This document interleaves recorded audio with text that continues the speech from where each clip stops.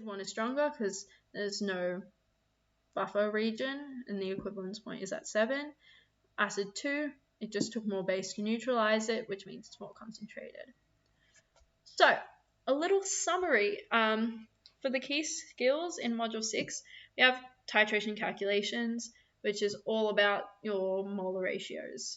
If you've got nothing going on for you in titration calculations, at least write something down about the ratio of the moles. So write a balanced equation. Then state the molar ratio of the acid and the base, and that'll definitely get you marks. And then titration curves. You need to know the pH ones, which are the curvy ones, and then the conductivity ones, which is like the V-shaped one. pH calculations for mixed or diluted solutions are another skill. And then you have your Ka and pK questions. They come up really, really regularly when you mix Module 5 and Module 6 together, just because like Module 5 is all about K, and this is a way to cross them over. So when you get the multi-module questions, Ka and pK will probably come up. But some extra reminders are, don't forget to learn the theory parts of the syllabus. Don't forget to learn about the everyday neutralization reactions, the different theories that have shaped the way we understand acids and bases. So your Lavoisier, your Davy, your Arrhenius, and of course Bronsted-Lowry. So don't forget those theory parts. And that goes for Module 5 as well. I know we did a refresh for Module 5 at the start. I don't really have a summary of Module 5 little slide, but I will say there is a lot of theory in Module 5, especially about like solution equilibria. Most people dive straight into the calculations without doing any of the theory on the removal of toxins from the cycad fruit and the actual like what happens when we have salts dissolving, what are the bond changes. All of that theory is worth knowing, because as much as the HSC is going closer and closer to being more calculation based with HSC, like every year there's more calculations, even though that's happening, the theory is still in the syllabus, which means it's equally as likely to come up as something that you need to deal with. So don't forget that. Now it's time for the fun stuff. I think that the HSC it's kind of a weird situation, but especially since when you're watching this, it will be January. You've kind of been living in a HSC situation where you're like not year 11, but you're not year 12. You're doing your HSC subjects with the HSC syllabus, but you're not really year 12 yet. And you're starting to go into the year when you're actually year 12. And that is super, super scary. Especially because now it'll start to feel like everything is counting towards something. And you no longer have the mindset that I had in term 4 of year 11, the first term of my HSC syllabus, where I was just like, it's okay, I can make it up next year. Like, it's scary and it's stressful. So I thought I'd give some unsolicited HSC advice, which I do at the end of all of my lectures. If you've made it this far, some people might have tuned out. I don't really know. But first thing I'll say is burnout is so real. And I felt it. My friends felt it.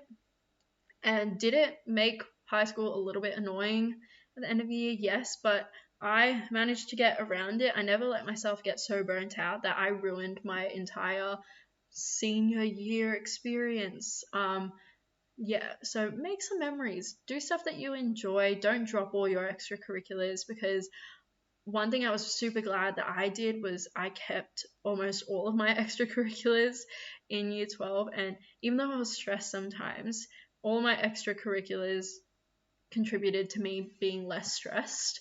I went to dance. I went to piano playing. It was so much fun to have those extra things to do, to give myself study breaks where I felt productive, not on the HSC stuff, but I felt productive in my own way, and it was just fun. So make sure you take time to do stuff that you enjoy. Another tip is plan something cool to do once the HSC is over, I went on a trip with my friends, and that was really fun. You should try do something like that too, and find your way to de-stress. I liked to go on runs. I liked to play Just Dance. Those were my ways to de-stress, and I found them really useful. So, if you are ever in the mood to de-stress, maybe go on a run. I had a nice little track that I would go on every day. Not every day, most days. And that was a great way of me to forget everything that was going on in the HSC and just focus on myself or whatever. But yeah, if uni is stressing you out, know that there are so many pathways. I know people who have started a degree because they didn't know what to do and then just changed and changed and changed. I know people that aren't going to uni. I know people that didn't like they don't know if they're gonna get in and they're really stressed. But I was just like, that's fine. You can come again the year after. Like there's so many pathways, so don't stress out too much about that. Work together. HSC is a team effort. Learn your study methods. Do the study methods that are suited for you. If you hate working with other people, then maybe don't work together. Do active recall. That's like my biggest tip. Maybe not for chemistry. My biggest tip is to do practice questions and as many practice questions as you can. But active recall is also good for like the theory stuff, things like flashcards, blurting, all of that will be so much more effective than any note taking. Go to sleep, have some rest. I don't know why I feel like I'm qualified to say that because I stayed up until 3 last night reading a book. But yeah, go to sleep, chill out, take a nap. Yeah, it's not that deep. You don't need to lose sleep over the HSC. And sleep just makes your performance better. Like that's a given studied fact. And you'll probably encounter a couple of rough bumps in your HSC. Just know that there's nothing you can do about it. Giving some tough love here, but if you get a bad mark, you can't go back and change it. You can't resit the paper. You just have to go, oh, why did this happen? How can I make sure it doesn't happen next time? And then take proper moves in ensuring that it doesn't happen again. And then you can change your next results. You can't change your past ones, but you can change your next ones.